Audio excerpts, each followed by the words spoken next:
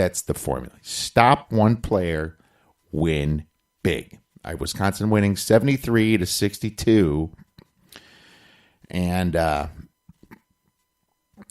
so I'm easily taking those 5 points, liking it big. And I also lean the under 137. You better lock it up. You better lock it up. No, you lock it up. You lock it up. Lock it up. Lock it up. All right, let's move into Saturday. Now, we have to predict the lines a little bit on Saturday. Later in the year, you'll start seeing some Saturday lines when the NFL's over, okay, on Thursday night. But we're going to go with Virginia versus Clemson. And Clemson's laying 7 points is my guess, looking at the power ratings, public ones. This is a spot that I look for in college basketball, this spot right here, okay? And, I have to go through, when I'm handicapping teams, I can't just pick every single one. I have to go through it until I like a situation. And I ran into this one after, multiple chimes. You have a team like Clemson, right, who is 10-5. They're hungry for another tournament berth in a very tough ACC. So at 10-5 after the non-conference isn't a perfect situation to be in, right? But they're facing an undefeated and great Virginia team. Man, I love Virginia. They have a great coach there, and Bennett. He's awesome. I always wanted him to be a Badger because his dad, Dick Bennett, coached the Badgers, but I think he's stuck there. I don't think he wants to leave. The keys to this game here is that Clemson was without Andre Reed for a while. He came back a few games ago, but I believe some of those losses kind of affected this line a little bit. They didn't factor in maybe that Andre Reed's going to be gone because that's just the feeling I get. Now, the line didn't come out yet, but I don't know if they factored in the fact that Andre Reed was gone during some of those losses. Sometimes they catch that, and sometimes they don't. Okay, if you go by straight Ken Pom, it's not catched. Because they just go by how good you were. So that's another rule of thumb when you're handicapping. You also can't look at the trends, really. Clemson has some bad trends. I think they're like 2-6 on the road against the spread, but, Reed was out a few games. And now he's back. And that's an important thing. Clemson is also having their ACC home opener this game. All right? Their ACC conference home opener, which they're going to show up for that. All right? And they're going to try and flex their muscles a little bit. Thirdly, Clemson just faced another slow and methodical team in Syracuse their last game a few games ago. They lost, but the Syracuse 2-3 zone is a little bit similar to the pack line defense of Virginia's. Okay, it's pretty similar. They're both great defenses, right? And Clemson should now be ready for it that they face Syracuse. The last thing about this handicap is that Virginia, they're going to be looking ahead to their rival number 9 Virginia Tech in a couple days.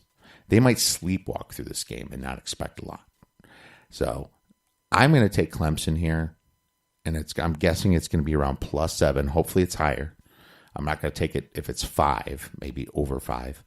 And I'm probably going to sprinkle the money line. So I'll be looking at Virginia versus Clemson. Clemson home dog.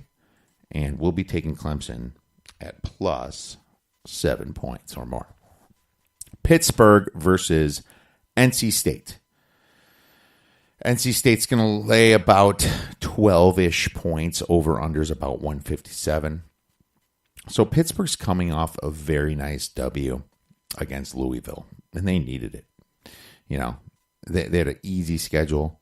I think this is going to be their letdown spot. Pittsburgh has been kind of hot and cold team all year, but they haven't faced a ton of adversity or hard schedule at all.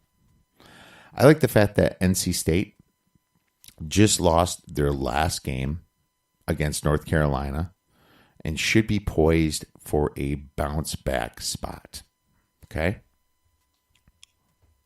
Pittsburgh doesn't rank over 47th in any major category on offense or rebounding or turnovers, even with this easy schedule, yet somehow they won 11-4, right? I mean, they played up straight up tomato cans, except for West Virginia, which they lost by 10, and in Iowa, which they lost by a couple points. Very bottom of the barrel they played. NC State, on the other hand, is 6th in points per game, 5th in field goal percentage, 11th in three-point percentage, and 12th in assists. Offensive juggernaut. NC State plays at a very fast pace. 75.2 plays per game, adjusted for opponent, which ranks 10th in the nation. Because of this, they can easily run up the scores on bad teams. Medium teams or bad teams. The Wolfpack averages 90 points per game at home. The Panthers, 69 on the road. That tells you a lot right there.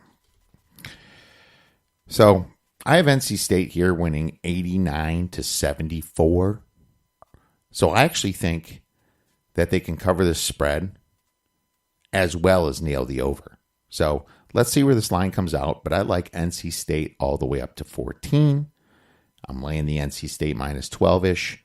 And I lean over 157. So if that thing's lower than that, you might be firing on the over, and I might be tweeting that out. All right, the last game I want to talk about for Saturday is Ohio State versus Iowa. Iowa leading 2 points at home. Okay.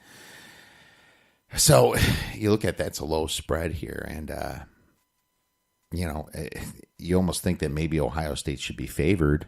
I guess if you looked at it 2 weeks ago, they'd be favored by more. Ohio State's coming off 2 losses in a row here. One good loss versus Michigan State and one bad loss versus Rutgers. It was a bad loss. While Iowa is coming off 2 nice wins versus Nebraska at home and at Northwestern. Ohio State is dying for a win here, right? How bad would it be for them to start conference play and drop 3 in a row? That would be bad. Devastating for the team, I think. They were a tournament team last year, decent seed. That should all be, well, this should give them all the motivation in the world, in my opinion, right? Iowa seems to play much better at home on offense, but on defense, they still give up 72 points per game, whether at home or on the road. They give up points at home. According to a numbers perspective, just to make it simple, I did the algorithm 75-74. I have Iowa winning this game. So that's pretty close to the -2. But that doesn't really factor in that I think Ohio State is going to be more motivated here. Iowa coming off 2 wins. Ohio State coming off 2 losses here. If I'm gonna tell you this. I'm going to take Ohio State at +2 or greater for sure. I lean them at +1. So any dog bigger than that, I definitely like Ohio State +2 or better. So that's the play if you happen to run into this game. The games in the Big Ten on Sunday include, give me one sec. Michigan State at Penn State and Northwestern at Michigan. Well, Michigan State should handle Penn State. I don't know what that line's going to be. It looks like Langford's going to be out for a while. But I would lean Michigan State right now without seeing anything. Northwestern at Michigan. The weird thing about Northwestern, they have Michigan's number. I don't know how they keep doing this, but hell, they lost to Michigan by 2 points at home. Had control of that game. For some reason, Northwestern just seems to have their number. Well, it was since last year. I even think I was on Michigan when they thought that was not going to be a trend, but now it's kind of a trend to me is that Northwestern has their number. So I'm probably going to be on Northwestern at Michigan on Sunday. So, kind of keep that in mind.